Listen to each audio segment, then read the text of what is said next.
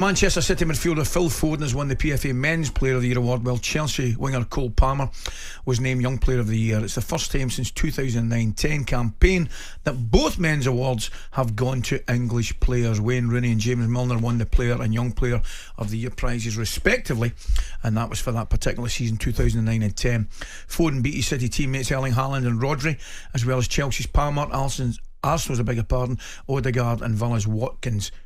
Any problems, Andy? Do you know, the only thing I when I look at the team, and obviously we've had lots of texts coming in saying, how does Cole Palmer not get in? This is ridiculous team. Now, this is voted by the players. So this team that's selected is, each player, you get a sheet come round and you fill it out, don't you, Ali? Absolutely. 1 to 11. You do, and you put down the players that you think have been your toughest opponents, the ones that have played really well. Now, of course, there's no left back. Now, where have all the left backs gone? Yeah. Do you know something? Well, you know, I actually discussed that a couple of seconds before it. You're looking at Chilwell and Shaw, right? Injuries. Yes. But are they getting in that team? Arguably, maybe, if they have a great run of form, right? But the fact of the matter is, what are we going back to? You go back to Piercy, and you go back to Ashley Cole, Piercy. And Dennis Irwin was a brilliant player who played at left back. Steve Staunton had a fantastic left foot. Stan, he used to. But where are they now? Where are all the left backs? Because this is a PFA team of the season, and the players. When it comes to, because when you get your sheet, you think, I need a left back, I need a right back, I need two centre. They're not picking a full back. Well, they're not anymore, and probably a lot of that is down due to the fact that Pep, for example, I think played Vardy there. He's played a back four with all centre backs. Centre halves, it's true. He has, and this PFA team of the season, by the way, read it out. David Raya, as voted for by the players, by the way. David Raya, Kyle Walker, Saliba, Van Dijk, Gabriel in that left back position, even though he's just been picked. We know he's a centre half. Rodri with Odegaard and Declan Rice, and then Haaland up the middle with Watkins and Foden. I don't know if I'm picking my team.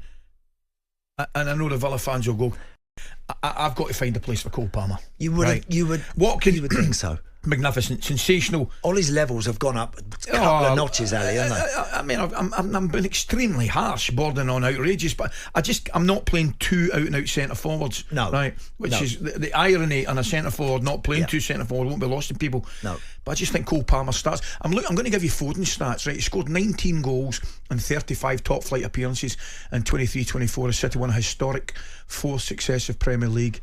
He's the youngest player to have won 6 league titles aged just 23. I don't think Ali, I don't think I've ever seen a player receive the ball so easily. He's the best on the move as like Phil Foden. Honestly, I mean, and this is like perhaps the most. It's a thing of beauty, Andy. The only one who's probably better than him is Messi. I mean, I get a lot of stick when I'm commentating on the games because a lot of maybe supporters of other teams feel I go overboard on Foden. But I just absolutely adore watching him receive the ball. Well, his awareness of when to let it through, take it on the half turn, come back inside, come back the way. Correct. He just knows, and he does it so easily and comfortably. He does it with his head up. He does, his first touch is usually absolute. Takes a touch, it's right in front of him, he's ready to either knock it or get a shot away or whatever. Some of those goals last season, he's cutting in with his right, coming in off the right onto his left peg, boom, top corner jobs. He was England and City. You've got to get, I mean, his starting position could be fine, but you've got to get him more central. You've got to get him more involved. Now, for Chelsea fans, Cole Palmer, who was outstanding last season, absolutely sensational. If he plays off that right hand side more often than not in a team that's going to take a while to find its rhythm and get going, then Chelsea ain't going to see the best of him playing there. Well, we'll have a wee chat about him straight away because he walked away with the Young Player of the Year award, as you correctly said, after scoring 22 goals in 34 Premier League appearances in his first season. His former earned him a spot in England squad for Euro 2024, and he scored in the final, which the Three Lions lost 2-1 England, right? Now, I don't think there's any doubt that England fans should have seen a lot more of him at that particular tournament. The Blues forward beat Arsenal Saka, United duo Menu and Garnacho, former Palace player Ollie and Brighton's João Pedro to the younger player prize. I thought the season that Cole Palmer had must have been above and beyond his wildest dreams. Must have been. I mean, he was running the show. Well, when he left City, And again, like I always say,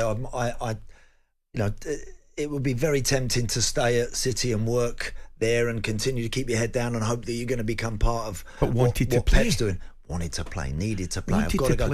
And he's ended up going to Chelsea and immediately, virtually becoming not only the best player, the key player. The key player. I mean, they spent... The one that they're looking to, the one that the experienced pros are looking to. Yeah. Now, listen, at the moment, they got Lavia and they got Caicedo and they're playing Enzo somewhere in there. Now, that is causing a problem for Chelsea, believe you me. You can't play the three of them, in my opinion. If you play the three of them, maybe at the weekend, Ali, you can forgive Enzo Maresca against City. Against City, yeah. Going loaded up with as much energy and as much running capability as he can. But moving forward from here, you've got to get Cole Palmer in off that right side and get him playing as a 10 or giving him the licence to roam and float and pick up the positions where he can affect the game, because he can score, he can create, I think Chelsea will be missing a trick if they want to play him and hold in that wide position too often. We spoke about David Raya. Great. Magic him getting in front of Ederson and indeed Alisson. Back foot. Incredibly solid. Yes. Right. Walker, Saliba, Van Dijk, Gabriel. Yeah. That is solid. I thought the two Arsenal boys were sensational. I was going to say, ordinarily, I wouldn't have picked Gabriel, but back. he had an exceptional season, and alongside Saliba, they became not only a very dependable pair centre halves, quite ruthless as well. Yeah. If Gabriel needs to fly through someone on the halfway line, he'll do it. And I think as a centre half, you still need that in your locker. That little threat that you are, if you need to, can be ultra physical, and he'll always have that. Gabriel. Saliba's like Rolls Royce, isn't he? Saliba, alongside Van Dijk in this PFA team. Saliba makes the game look easy. Well, I'll tell you the improvement in Saliba was he wasn't playing in the national team. Deschamps, for some reason, whatever reason, didn't fancy him. Then he's in. Then he plays him. He's in. Obviously, midfield, magnificent. Yeah. Rodri, Odegaard and Rice, perhaps not in that order, but certainly, I mean, if you play with two, maybe Rice slightly in front, you could play a diamond, whatever it may be. Yes. Those three, fantastic. Yeah, brilliant. I mean, you could argue maybe if that's Rodri and Rice sitting and Odegaard a little bit further. That's what I'm thinking. That's exactly what I'm thinking. That's where you could maybe make a case for Cole Palmer there. But look, this is as voted for by the players. This is a number of votes that are added up and totted up, and then they stitch this team together. Martin Odegaard's a very, very good player, very intelligent footballer, and again has become skipper at Arsenal and an integral part of what they're doing. But it's an interesting one, because you correctly say the players have picked this side, and with the greatest respect, you and I have gone through it, right? And we've not really get, what. I can't argue with too many, can you? I'm probably putting Cole Palmer in it, but apart from that, it's very, very difficult to argue with any of them. Is that correct? Very difficult, mate. Very Haaland. You're not gonna veer away from him at all. Phil Foden, as we said, just an absolute pocket genius. He really, really is.